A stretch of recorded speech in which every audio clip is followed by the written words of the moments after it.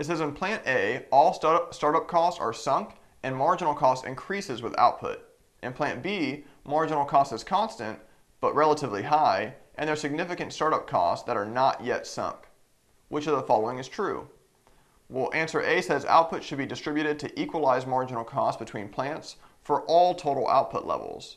Well, we can imagine scenarios where this is false, right? If we're only producing a couple of units, it might not be worth it, so a very small amount of units, it might not be worth it to incur that huge startup cost from plant B. So we can get rid of that as an answer choice. B says nothing should ever be produced in plant B since it has both a startup cost and a relatively high marginal cost.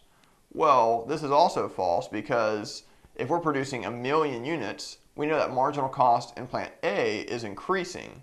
So if it's increasing, well, marginal cost in B, even though it's high, it's constant.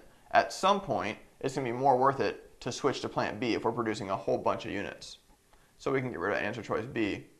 C says output should be distributed to equalize marginal cost between plants, but only for high levels of total output. And that's correct. That's a perfect textbook answer. Option D says for high output levels, only B should be used because marginal cost is increasing in A, but constant in B. And again, we can imagine a scenario where, yes, it's true for high output levels, we're going to use both plants, but the way we want to word it is we're going to equalize marginal cost between plants. So we're going to end up producing some in plant A, and then we're going to switch production to plant B. But it's not the case that we're only going to produce in plant B because plant A has increasing marginal cost. So D is wrong. And we see that C is our right answer. So you want to remember that wording.